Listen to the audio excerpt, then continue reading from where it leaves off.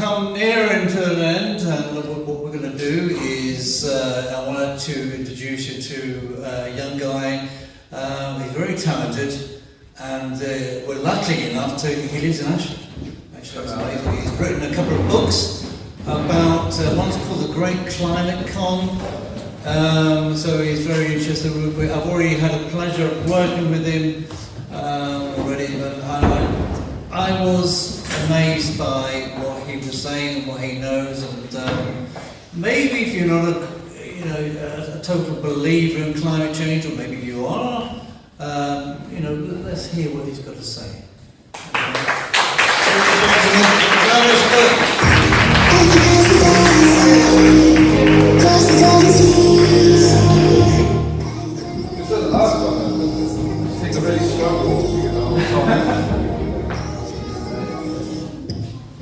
Well, hello, how are you?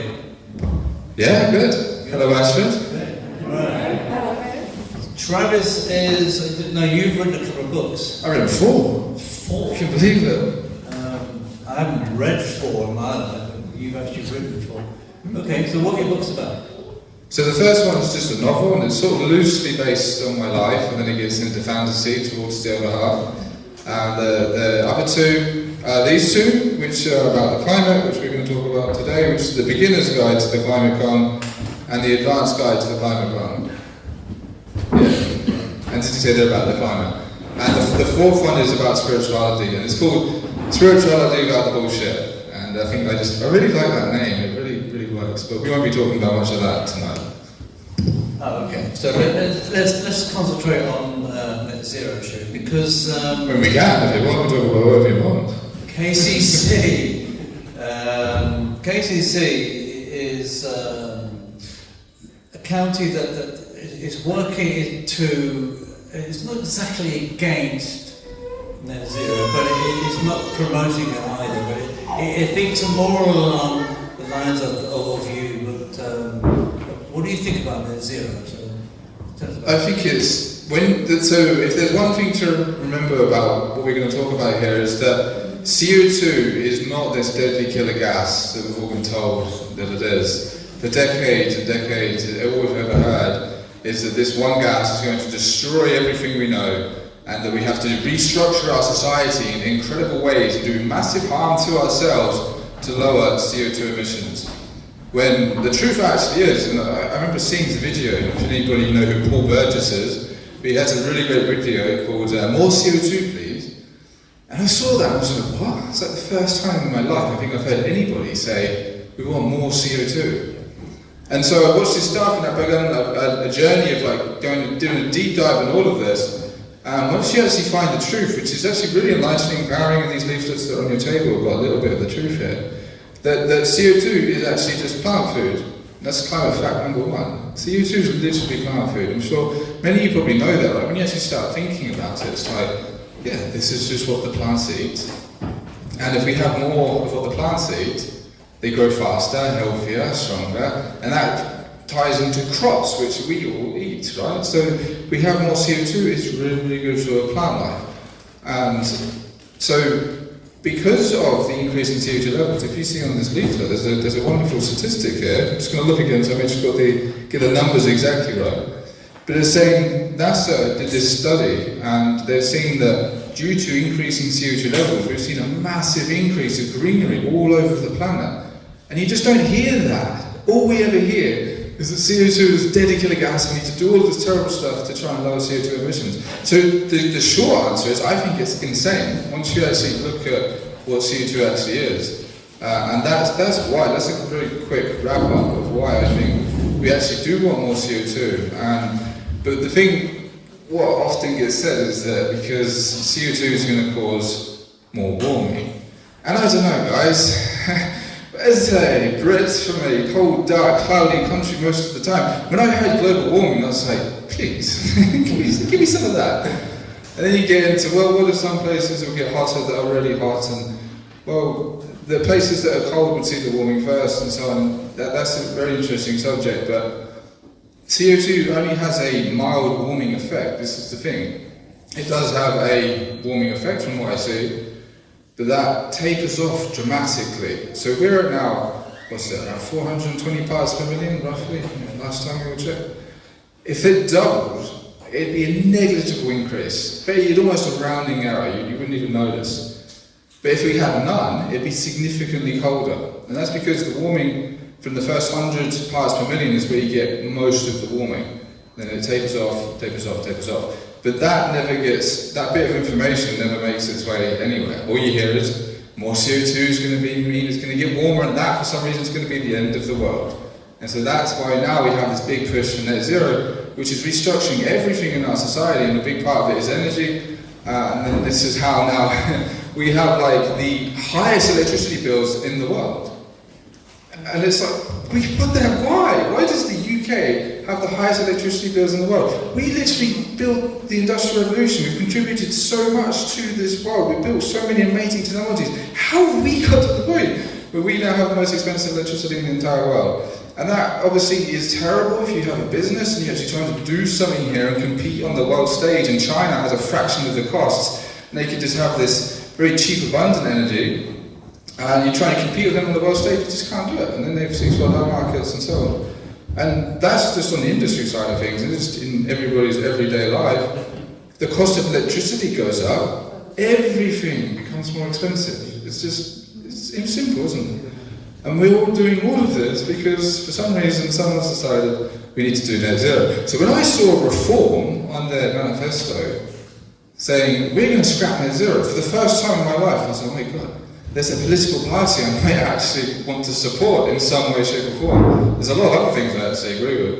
But that alone was like, yeah, that's really, really awesome. And so a lot of people that are within my circles of what I do have become very disenfranchised with politics. They've given up because all we've ever known in our entire lives is Labour and Conservatives taking turns to destroy the country. Now finally, it seems like we might have a political party that could actually make change. And hopefully that is actually what Reform's going to do. But I say to people, look at what they've done when they've got a little bit of power. They've actually stuck true to their word. I was just told there's no climate catastrophe anymore here. Woo-hoo! Yes, common sense. What a brilliant thing for that to finally, people are starting to realise that. And so if that's what's happening when you just got a little bit of power as council, at the council level, the next election, when Reform get in, right, we'll just say it like that. Yeah. Like, imagine what we could actually do with this country if we had a government that was actually on our side for the first time in any of our lives. So I can just keep going, man. Have you got any questions?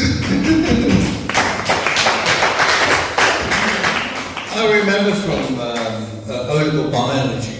You don't know about O-levels, do you? You're too young. No, GCSEs, isn't it? Yeah. Anyway, O-level biology is the ancient GCSE. If plants breathe in carbon dioxide, right? Okay, and then they breathe out what? Oxygen.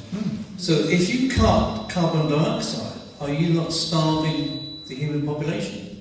Yeah, see, this is the crazy thing. Like, if CO2 levels go below 150 parts per million, it's game over.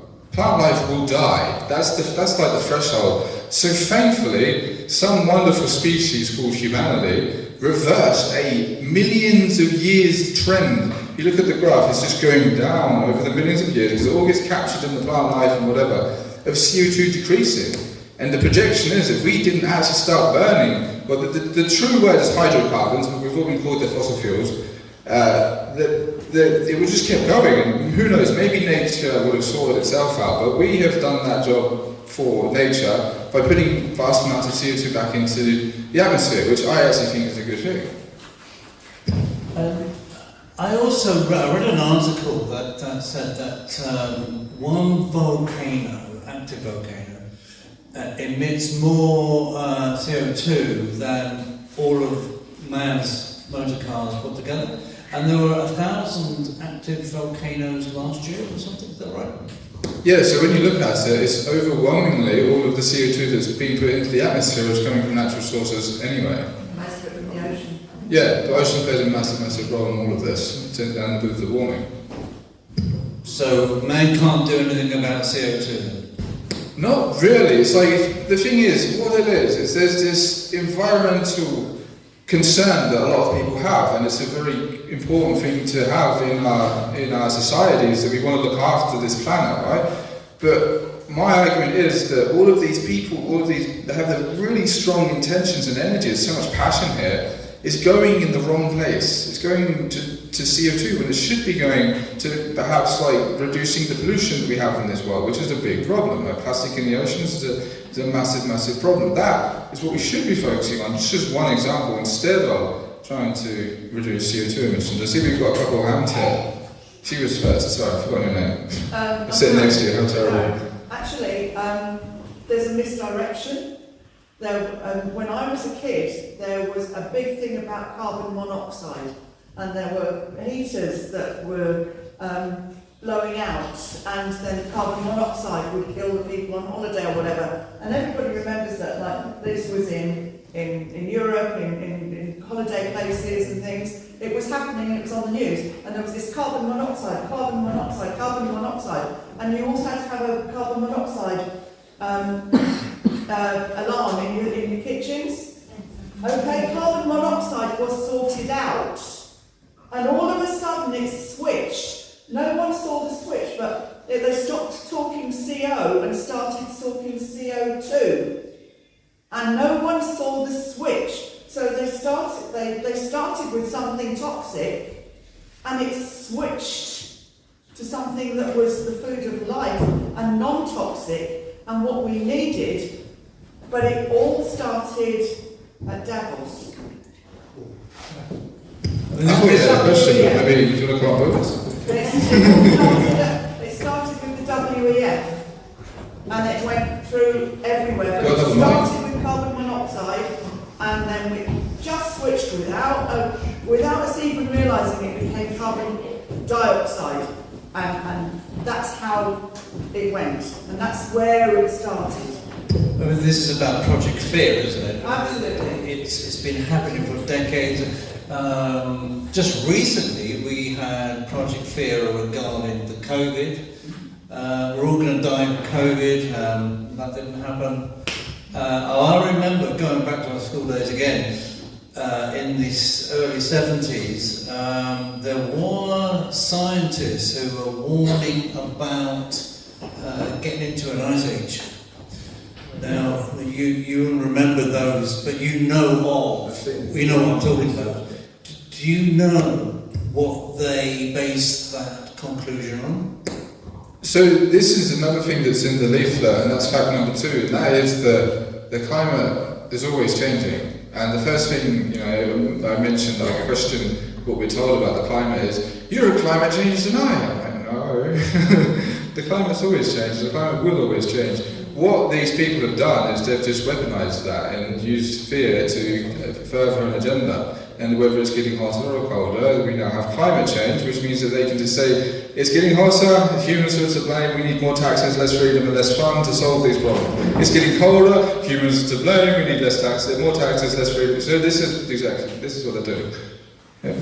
So these super greenhouses that we have, especially in Spain where they grow tomatoes, to make tomatoes grow to the biggest and fruitiest form, they pump gas into these greenhouses. What gases are they?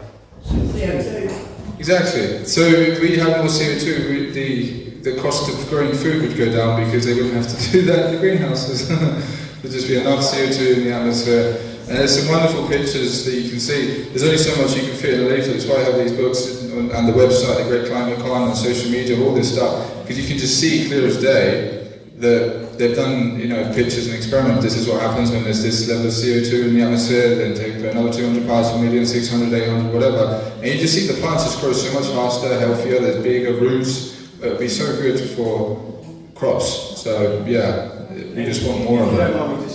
Adding on to that, as regards to Project Fear, which is what we're all living in today, cow farms. Now, I've been told that cows give off methane. Methane goes into the atmosphere and it sticks around for about 3 years. Then it comes back down to Earth as a different gas, which I'm hoping you'll tell me, and it neutralises and it feeds the grass, and then the grass is fed by the cows and so on and so on. So I'm being led to believe that actually cows are carbon neutral.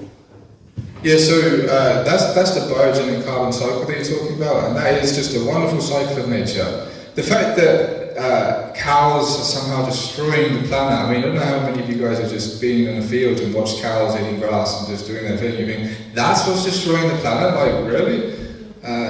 You see these incredible inventions where they're trying to put masks over cows to stop them burping, and you had this supplement called Bovia. I don't know if any of you have heard about Bovia, but that is literally a methane-reducing feed additive which changes the way the cow's digestive system works so there'll be less methane emissions in their farts and whatever, they fart a little bit less, so that's the idea. However, it's just recently started to be withdrawn in like Denmark because the cows are dying and suffering from this terrible feed additive that's been added. And this is just another example of the insanity that's being done under the name of net zero and trying to reduce these emissions, and methane is also a part of it. But I have an article on my website, and it's called Why Eating Meat is Good for the Planet. And I deliberately worded it like that, just so obviously it gets your attention, but all we've heard again is the complete opposite, that somehow eating meat is destroying the planet, but it actually is completely false. And obviously I'm talking about cow and its natural environment, eating grass, happy cow, and that rejuvenates the soil, it's good for the fertilization of the lands, and the cow itself is literally the planet. Cows are the planet. So, we shouldn't have any guilt attributed to eating meat for those reasons. Marks and Spencer's today are the last of our supermarkets that have rejected Bova supplemented meat. So the UK has now rejected Bova. Oh, that's excellent. Yeah, because we had the trials in dairy, but we didn't have it. Yeah, we didn't have any in the meat supply, thankfully. But that's good to hear, because there's been a massive thing happening in Denmark that's sort of changed all of that. And for a long time, we weren't sure, because Arla Foods, which are a big provider of dairy in the UK, did this trial, and we don't know how it went. We don't know if they're still doing it or whatever. But now we've seen, if we can believe what the BBC were writing, that they have stopped their trial and now it's in a review phase. But if they have any sense about them and they haven't been completely corrupted, they should see that this is harming the cows and should be stopped. Belton, do you want to ask a question? I just wondered why the ice caps are melting. They're not. They're not. They're freezing now. So the thing is, we have in our recent history seen a warming. That is easily has been recorded. Because what's causing that? CO2 has a small role to play, but overwhelmingly it's the sun. This is what I've seen. And if you want to look beyond this short discussion that we're going to have, on the Great Climate Goal website, I've interviewed guys who have PhDs in this field. They've researched it for decades. And there's this one really interesting man called Dr. Robert Ian Holmes, and he was actually fired from his university lecturing position for questioning all of this stuff. And he attributes the recent warming we've had to natural climate cycles, and that has resulted in some melting of the ice around the planet. But that has recently started to go in the opposite direction. At least the trend has been going like this, and we just have like huge amounts of ice being added to Antarctica. Very recently, like the past year.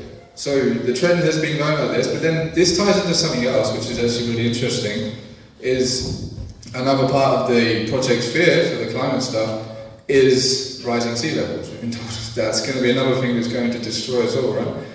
But if you actually look at the data, the sea levels rising at such a slow pace is nothing to worry about. Overwhelmingly going to be more manageable. It'd be like a snail with a knife over there coming at you. You'd be able to get out of the way and mitigate any damage that's going to come from that. It's not an issue. And you can look at the data and the graphs, but what I've done, which was really fun actually for a while, is taking pictures from old coastlines 100 or so years ago, and then taking as close as I could get the same picture, the same angle, that shows very quickly that, look, there's been such little warming you can't even see it. You can't even see it. And these memes actually did really, really well. On my channel, on the Climate Con on Instagram, they got tens of millions of views, and then other channels picked it up, and they for a while they ripped through social media because it instantly destroys the sea level rise narrative. And that's before you get into a lot of these politicians, especially in the United States, We're still buying all these beachfront properties. Yeah. They're telling you, guys, the sea level rise into the world whilst they go get a discounted villa on the beach. About the Arctic and the polar bear population though, what they show you is the glaciers like crashing into the sea. But because of the tilt of the earth, the ice is actually growing more substantially on the opposite side, and the polar bear population is 50% higher than it was. Wow. So, that man there? The real truth, the government said, the cause of the melting ice is the hot air from Ed Linnipede. That's what's doing. I want to ask you a question. So why, okay, this is a simple question, because I'm a simple person. Why is Greenland called Greenland? See, that's a very good question, isn't it? I mean, this is what's really interesting too when you start to look at it. And this is fact number 2 in this leaflet here, is you'll see that we've had hotter and colder periods before we ever had the Industrial Revolution. You have this wonderful period in our history called the medieval warm period, whereas we had like a bustling wine grape growing production here in the UK way back then, before we ever had the Industrial Revolution. It was warm enough here for us to be growing enough grapes to have a really strong wine production, and that was all over the world. And I do think the reason Greenland is called Greenland is because when it was discovered, it was actually green. Don't quote me on that. That's just a bit of a hunch. But I actually think that's why. And if you look at roughly the timings of when all this happened, it would actually make sense. That it was a bit warmer, so maybe there was just a lot less ice there, if any ice at all. And then also, just quickly on this one, you have the Roman warm period, which is a massive period in our history where it was much, much warmer, and it does also coincide with the flourishing of the Roman Empire. And it's like, just bringing it back to like, cold is by far the biggest killer globally. Even in Africa, more people are dying way, way more from cold than they are heat. So just on that very basic level, if things actually got a little bit warmer here, there'd be way less people dying from cold. So this is the thing. We've been scared that we want this, like, I don't know what these people actually want. Like, is this the perfect climate? Or do you actually want this place a bit colder? Why would you want it colder? Yeah. The people that, sorry, you... Can I just say something? If you want to be sure that your milk doesn't have bovare in it, go to Clarendon Manor, you get 2 deliveries a week, and they will not add any additives to their milk and butter. I support That's an that. Can I ask, if that's Boba has harmed the cows, what's it doing to the humans? See, that's the question that some of these scientists or whoever approved this just didn't seem to ask. but it was given that it's supposed to be safe. But once you look at what farmers were having to wear, like, to deal with this stuff, and how it's like left all this toxic residue, and they're wearing like hazmat suits to deal with this stuff. It's like, I don't think this should be anywhere near our food supply. Who's the biggest CEO or the biggest shareholder, should I say, for Boba? Bill Gates. Yeah. So, I don't know, yeah, I mean, he's been involved with, I don't know if he may be behind the scenes involved with Bovia, but he might be with Bovia specifically, because you think, Bill Gates is definitely, it wasn't actually, that's not his creation, although he's been involved in methane reducing supplements, feed additives, he's not the brainchild and figurehead behind Bovia. No, he funds it. So, yeah, maybe behind the scenes, it seems like, but it's like that he had other methane supplements that it's not his thing. Bovia it's not his style. But on Bill Gates quickly, he's changed the tune. Did anybody see that? Yes. Isn't that something? Bill Gates has been scaring everybody for decades, like, oops, no, actually guys, it's not a threat. Don't worry. I think that's because, in a big way, the culture war, if you like, we are actually turning the tide on the climate. Enough people are finally starting to get it, and that is happening at an accelerated pace in the United States, thankfully, which is really awesome to see. Approximately 10,000 years ago, this population of this country was less than 100,000 people. Yet it was covered in ice, and that's all gone. So those 100,000 people, the science works against and for, and The divide in the scientific world is what we need to educate, because some people are pushing the narrative, as you're saying, and there are other people who say, you know, like you say, it happens, it's a cycle, what goes around comes around. People tend to omit the fact that this country was covered in ice as far as we are here now, 10,000 years ago. I mean, as Trevor said earlier, we were growing grapes right up to Cumbria. Absolutely. So this, it is a sign of climate, and as a Christian I would say... They like to forget what happened in the past, and they're just pushing, you know, what's happening now. The climate just The changes. climate is changing, and it changes like you said, and it changes all the time. It's called weather. And Travis, I wanted to pick up on something that the two buzzwords at the moment is climate change. That's all you ever hear: climate change, climate change, climate change. But it wasn't that long ago that the two buzzwords were global warming. So that's kind of changed. Have you noticed? Yeah, so that's just because now no matter whatever happens, they can blame it on us. Tax us more, push the agenda. They're winning the PR war, aren't they? Well, they've done really well for a long time, but it does seem to finally actually be changing. Like the cracks are starting to show. Like just as a good example, in the United States once again, their version of Ed Miliband, their energy secretary Chris Wright, he has been getting scientists that believe like what I believe. They're literally taking stuff about like what I've read in my books and much other people who are the same, and making like official government scientific reports. Imagine Ed Miliband getting a report that's talking about the economic benefits of warming or more CO2 in the atmosphere. That's literally happening in the United States right now, and it's an amazing thing to see because it shows that we can actually, if we get the right people in power, we can still make massive changes in this country. We don't have to be accepting this lowering of our living conditions just to lower CO2 emissions. It's like it's starting to, a lot of people have accepted this. This seems to be how things are right now, that our quality of life is just getting worse and worse and worse and worse. It doesn't have to be like this. It shouldn't be like this. In fact, with the incredible technological abundance that we have, and all of these smart people coming together and using their minds, we should be living in an incredible, abundant time. But politics is a massive reason why we're not. Wrong people in charge too long.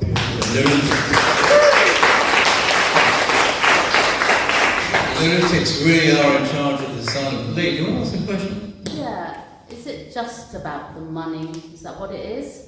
Or is Well, that's a climate deeper change, question. net zero? Is it somebody wants to make money out of us, out Well, of people? You know, yeah, it solar depends panels, like everything. how far you want to look into this, but ultimately it just seems like money and control, that's what it is. Yeah. They want to keep, and they sort of go hand in hand. If you want to keep control of the money, you need to keep control of the people, so that's all it And is. make more money. Yeah, they make a lot of money in the same time. Yeah, And definitely. kill off those that are not productive. Yeah, it depends how deep you want to go with this. We're trying to keep it sort of above board for now. I mean, you've got my books website, you can do a whole deep dive on all of this. Yeah. I would say that, you know, we need to say more, don't we? We are losing the PR war, but the Greens seem to be winning the argument, which is crazy. So we need to do more to have people like yourself to really tell the truth. It's the truth that needs to be out there. Well, in the PR war, this is something that I've noticed the past year or so, which is really awesome, is social media algorithms are now way more on our side than they have been since I've been doing this for like nearly 13 years. For the first time ever, it feels like Instagram and Facebook, and now even YouTube, are on our side, or at least balanced. So balanced seems like it's actually on our side, because this year, the Climate Con Instagram account has absolutely exploded. We started the year with about 10,000 followers, and it was a big slog just to get to there. And then now we're nearly at 50,000 followers, and I've got hundreds of millions of views on all of my content this year. And that is because I noticed a dramatic shift in the algorithms on social media. First it was actually X, and think what you like about Elon, but him buying Twitter and transforming it into what it is now has at least leveled the playing field in terms of how much people's content is being seen. For a long time, it's just been censorship. If you questioned anything about certain narratives, you just get shadow banned or blocked or deleted. Especially if you questioned anything throughout COVID, you get blocked and deleted. Like I had a big YouTube channel with 20,000 subscribers. I was questioning a lot of what happened throughout COVID. That got deleted and banned. But guess what? I couldn't almost believe that after about 4.5 years of that being censored, I appealed it and got it reinstated. And I'm not alone. There's lots of other big creators who had their channels now reinstated. You can almost hardly believe it. And again, the same thing happened with Facebook for a long time. Even go back about a year and a half. And even just posting my link, I wasn't even allowed to post links to my website or the books or anything. It's like, sorry, hey, you can just about keep your page, but we're going to censor you and shut you down. Now, this year, the reach has gone through the roof on Facebook, and I got a message, I got a notification saying, we are actually increasing your whatever, because you've been doing this for so long or whatever. And it's just almost like blows your mind. I'm like, that is so powerful, because it's not just me, there's many other creators, a lot of my friends who are also seeing the same thing happen. And so what's actually going on here? Well, a lot of these social media companies are based in the United States, and they are big on their free speech thing. And so perhaps I think this is what's actually happened, is there's been behind the scenes a bit of a shift in power, so that now our message is far more able to reach the people. So this is the time, right now we have a window, who knows how long it will last, but we need to capitalise on it and make the use of this opportunity, get the word out to the people.